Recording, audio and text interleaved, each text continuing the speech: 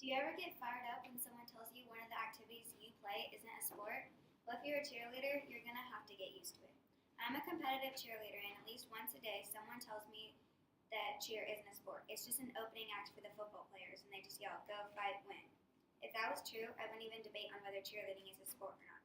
But competitive cheerleading is a whole different story. There's no yelling in competitive cheer. Cheer is getting to a point now where you don't cheer for a certain team.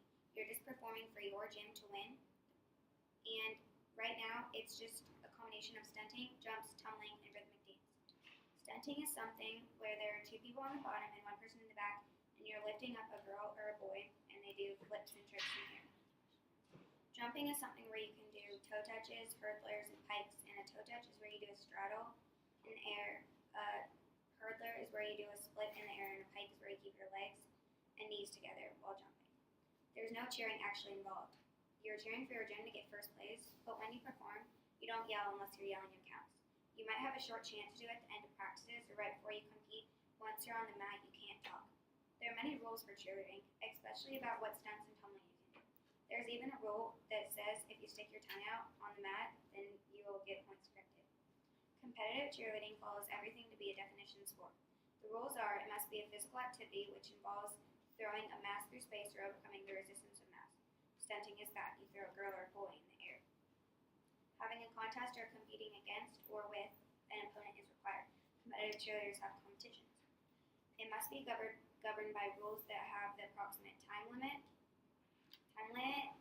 space, and purpose of the contest, and the conditions under which a winner is declared. In cheer, you have a time limit, certain stunts, and tumbling you can do, and score sheets where there is a first, second, and third place winners. Acknowledgement that the primary purpose of the competition is the comparison of the relative skills of the participants. There are competitions on ESPN that are multiple days, and if you aren't in a certain score placement, then you're done. You can't win first, second, or third. The routines are very similar with the same tumbling skills, and a lot of the time the same stunts.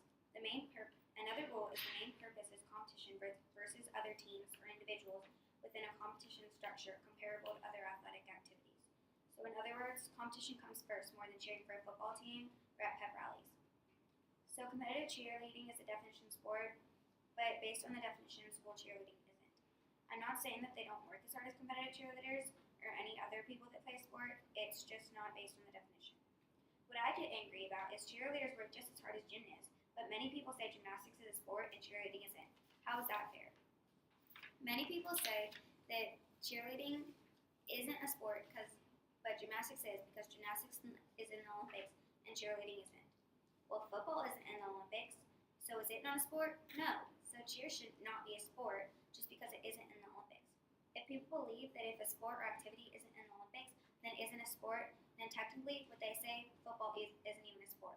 Just like football isn't a sport, even though it is, just like cheerleading. Also, many people, like doctors, want cheerleading to be considered a sport for health and safety reasons. Football teams get pads, softball players get shin guards, and baseball players get gloves, helmets, and sometimes mouth guards. But cheerleaders have nothing at school gyms. Competitive cheerleaders have mats, but at school you either have a hard gym floor or a football field. And cheerleading has the most fatal injuries out of all sports. Like football, and then they have a lot of people die in cheerleading. People die in football. It's just more people die in cheerleading and get hurt. Most doctors want cheer to be put into sports so they get more school funds for mats. And if you fall from a stunt or don't land a tumbling skill, then you can get seriously injured. Doctors have had many people come in from a cheer practice, game, or competition with them being hurt.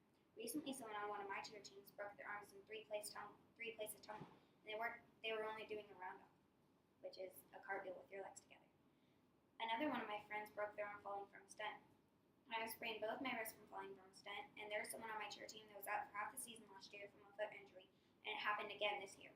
Cheer is very dangerous, but without cheer being named a sport, then cheer won't get the funds it needs to keep people as safe as possible. Cheer also gets treated like fatal injuries don't happen in other sports.